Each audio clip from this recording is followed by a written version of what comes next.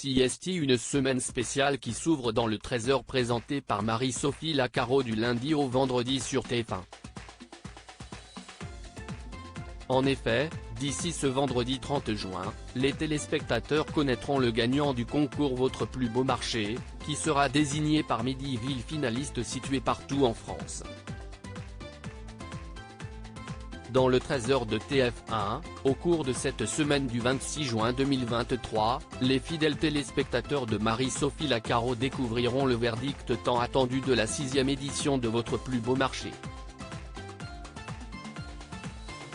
Les votes sont désormais clos.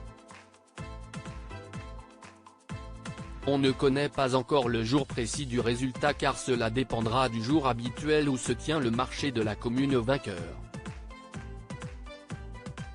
TF1 n'a également pas communiqué sur une éventuelle délocalisation du 13h pour l'événement, comme avait pu le faire Marie-Sophie Lacaro en 2022, en direct de Narbonne.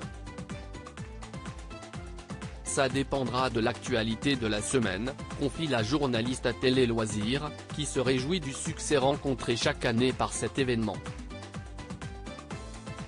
Cela fait partie de nos marqueurs. Des téléspectateurs nous disent qu'ils attendent le concours pour préparer leurs vacances. J'adore l'idée, sourit-elle. Votre plus beau marché sur TF1, quelles sont les villes finalistes? Pour rappel, le concours Votre plus beau marché, organisé sur plusieurs mois, incite les Français à voter pour leur marché préféré. Pour cette cuvée 2023, les 10 marchés finalistes sont ceux de La Réole, Nouvelle-Aquitaine, Colmar, Grand Est, Vannes, Bretagne, Argenton-sur-Creuse, Centre-Val de Loire, Yvetot, Normandie, Sète, Occitanie, Grenade, Occitanie, Arras, Hauts-de-France, Garéou, PACA, et Thouars, Nouvelle-Aquitaine. Un super jury, composé de 3 personnalités, Anne-Claire Coudray, Camille Combal et Jean-Luc Reichmann, et de 3 téléspectateurs à voter en parallèle. Leur voix compte pour 30% du résultat final. Des retombées économiques garanties pour le plus beau marché de France sacré sur TF1 mais, alors que le 6e vainqueur est sur le point d'être désigné, ce concours a-t-il vraiment un impact sur le terrain? CST, un coup de projecteur extraordinaire sur nos marchés. Nous n'avons pas les moyens de faire de la pub, rappelle Monique Robin, présidente de la Fédération des marchés de France. Je me suis d'emblée interrogé sur les retombées économiques, assure Marie-Sophie Lacaro. Le premier gagnant en 2018, le marché de Sanary, a eu entre 20 et 30% de fréquentation en plus la première année. Un pourcentage sur lequel s'accordent les municipalités que nous avons interrogées.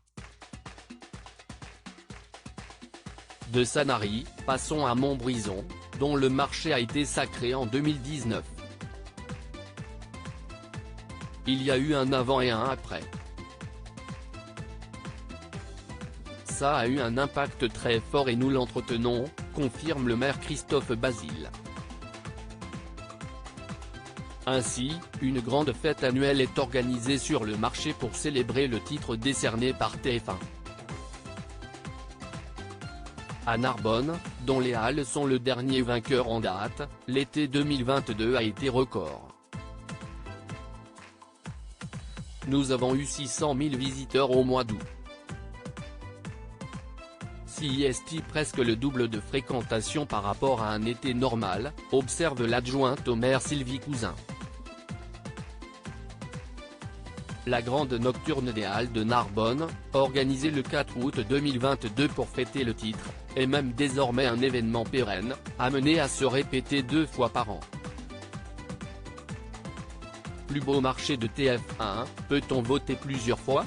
Pour augmenter leurs chances de gagner, des communes n'hésitent pas à mettre le paquet avec des flyers, des t-shirts, des banderoles. Avant leur victoire, les Halles de Narbonne en étaient à leur 3e candidature sur TF1 et la mobilisation n'a jamais faibli.